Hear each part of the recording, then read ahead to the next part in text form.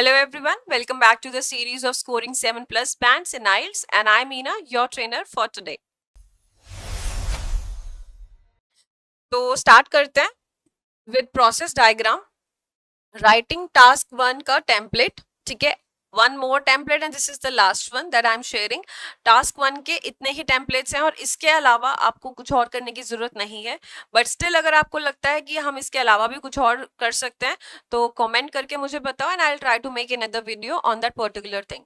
ठीक है, तो प्रोसेस डायग्राम पे शुरू करते हैं. प्रोसेस में आपको पता होगा बहुत बार होता है, क्वेश्चंस आते हैं कि एक वो हनी वाला था, Honey how honey is produced या चॉकलेट इज प्रोड्यूस्ड. ठीक है, different type of processes given होते हैं और हमें उनकी स्टेजेस गिवन होती हैं, हमें किस किस तरीके से उसे एक्सप्लेन करना है. राइट, तो उसके बारे में बात करते हैं. सबसे पहले इंट्रोडक्शन पे आते हैं. Introduction, the diagram illustrates the process of. ठीक है, जिस भी चीज का प्रोसेस है, हनी मेकिंग है, चॉकलेट मेकिंग है, कॉफी मेकिंग है, एनीथिंग, तो वो यहाँ पर आप उस प्रोसेस का नाम लिख दोगे. ठीक है, उसके बाद हम चलते हैं ओवरव्यू पे. ओवरव्यू में जो चीजें हमारे पास स्टेजेस जितनी गिवन है कि कहाँ से वो स्टार्ट हो रहा है, तो हम वो सारी चीजें मेंशन करेंगे. Overall the process consist of, suppose उसमें 5 स्टेजेस हैं तो यहाँ पे आप लिखोगे 5 स्टेजेस. ठीक है, 5 स्टेजेस. बिगिनिंग विद में क्या होगा, जो भी चीजें जहां से स्टार्ट हो रही हैं, क्या कहाँ से वो स्टार्ट हो रही है और कहाँ पर एंड हो रही है. अभी हमने यहाँ पे ध्यान रखो क्या करना है, जैसे हम ओवरव्यू में जो हमारे बार ग्राफ, लाइन ग्राफ या पाई चार्ट है उसमें करते हैं कि सबसे हाईएस्ट परसेंटेज और स्मॉलेस्ट परसेंटेज लिखते हैं. सेम वे यहाँ पर हमने क्या करना है, जो बिगिनिंग है और जो एंडिंग है वो ओवरव्यू में लिखनी है. बाकी की चीजें बॉडी 1 और बॉडी 2 में जाएंगी. ओवरव्यू में क्या जाएगा, बिगिनिंग एंड एंडिंग, यानी कहाँ से वो स्टार्ट हुआ है और कहाँ पर एंड हुआ है.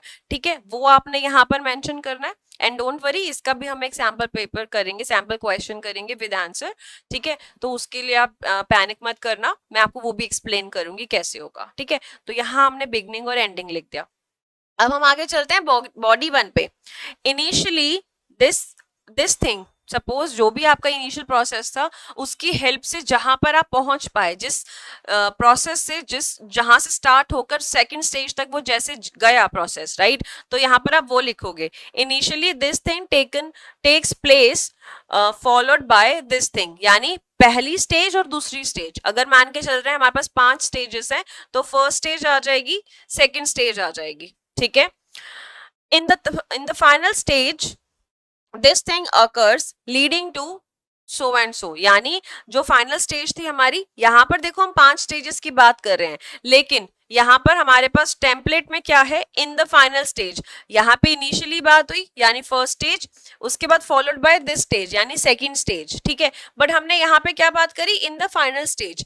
अब टेम्पलेट तो हमारे पास इसलिए है, हमें हमारी राइटिंग को इम्प्रूव करने के लिए, बूस्ट करने के लिए, बट यहाँ पे सीधा ही फाइनल स्टेज पर बात कर रहे हैं. तो अगर मान के चलते हैं 5 स्टेजेस गिवन है, 3 होती तो चल जाता, फर्स्ट स्टेज यहाँ आई, सेकंड यहाँ आई, थर्ड पे हमने फाइनल बोल दिया. लेकिन अब यहाँ पे तो 5 स्टेजेस हैं तो फाइनल पर तो हम नहीं आएंगे. तो इसके लिए हम क्या यूज कर सकते हैं, वर्ड्स, कनेक्टिंग वर्ड्स. इनिशियली जैसे हमने लिखा था, उसके बाद हमने सेकंड यूज कर दिया फॉलोड बाय. ठीक है, हम थर्ड के लिए यूज कर सकते हैं देन, आफ्टर, आफ्टर दैट. इस तरीके से आप लिंकिंग वर्ड्स यूज करके इसका आगे का प्रोसेस एक्सप्लेन कर सकते हो. फाइनल स्टेज आप तभी लिखोगे जब आपने वो लास्ट स्टेज बतानी है. ठीक है, that stage took place leading to final product. जो फाइनल प्रोडक्ट आपका वहां पर प्रोसेस कंप्लीट करने के बाद आया है, यहाँ पर आप उसके बारे में बात करोगे. ऐसा हमने क्यों किया, यहाँ पर टेम्पलेट में तो 3 ही चीजें गिवन है. अगेन टेम्पलेट आपको एक बूस्ट देने के लिए है, इसलिए नहीं है कि आप बिल्कुल कॉपी पेस्ट करो. तभी बोलती हूँ कि कंसेप्ट समझ के करो, रट्टा मार के नहीं. सो दैट अगर आप उसको थोड़ा सा भी एक पॉलिश वे में लिखोगे, जैसे मैंने आपको एक वीडियो में बताया था कि हमें राइटिंग टास्क 1 के लिए सिर्फ 10 मिनट लेके चलना है, 10 मिनट का टाइमर. तो ये टेम्पलेट आपकी हेल्प करेगा उस 10 मिनट का टाइम अचीव करने में. अगर आप मान के चल रहे हो कि आप 10 मिनट में सब कुछ स्टार्टिंग टू एंड खुद से लिख लोगे तो वो पॉसिबल नहीं होगा. If I am giving you the time management कि 10 मिनट का टाइम आपने इसमें देना है, तो वो कुछ सोच के ही बोला है कि if the template is given it will boost your writing skills और आपको हेल्प करेगा, एक तरह से सप्लीमेंट करेगा. जैसे हम अपने डाइट में भी सप्लीमेंट्स ऐड करके अपनी हेल्थ बूस्ट करते हैं, same way template template use करके आप अपने राइटिंग स्किल्स को बूस्ट करते हो, वहां पर आपको बहुत ज्यादा सोचना नहीं पड़ेगा। प्लस एक चीज जो बहुत कॉमन मिस्टेक है और स्टूडेंट्स करते हैं with writing task 1, for using the word I think. I think आप कहीं भी यूज नहीं करोगे राइटिंग टास्क 1 में एवर, क्योंकि वहां ऑलरेडी आपको चीजें गिवन है, ठीक है, आपने उसके हिसाब से उसको अपने वर्ड्स में लिखना है यूजिंग दी पास्ट टेंस। आपको टेंस भी ध्यान रखना है, फ्यूचर नहीं होना चाहिए क्योंकि that thing has already taken place, ठीक है। वहां पर अगर आप के पास फाइनल स्टेज में किसी चीज को बताया जा रहा है कि ऐसा हो जाएगा, तो भी आप उसको इस तरीके से ही लिखोगे कि वो आपका थॉट प्रोसेस ना लगे। बिकॉज मैंने पहले एक वीडियो में बताया था कि हमें इसमें अपना बहुत ज्यादा दिमाग नहीं लगाना। अगर हम अपना थॉट प्रोसेस बहुत ज्यादा इसमें इंडल्ज कर देंगे तो राइटिंग टास्क 2 के लिए हम थक जाएंगे, ठीक है। तो बहुत स्ट्रेटेजिकली चलना है।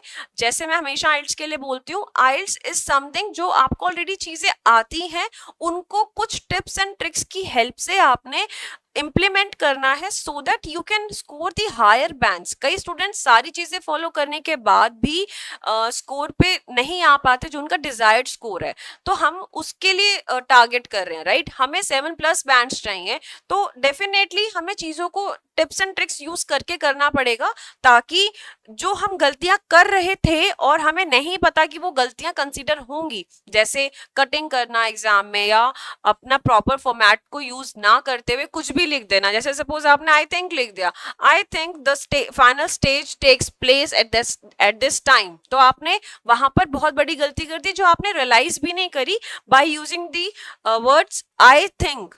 आई थिंक नहीं होगा बिकॉज आपकी थिंकिंग प्रोसेस इसमें नहीं है, कहीं पर भी नहीं है, because it is already given to you, you just need to write it in your own words, ठीक है। तो यहाँ पर आप आई थिंक नहीं लिखोगे, ना ही कोई ओपिनियन वर्ड यूज करोगे, ओपिनियन भी आपकी नहीं होगी, ठीक है। This is also will not be use at all in writing task 1। Writing task 2 में होगा क्योंकि वहां आपसे आपकी ओपिनियन मांगी जा रही है, यहाँ पर नहीं, ठीक है। तो इसको हम यहीं एंड करते हैं वीडियो को। नेक्स्ट वीडियो में मैं इसका एक सैम्पल क्वेश्चन विद आंसर आपको लेकर आती हूँ।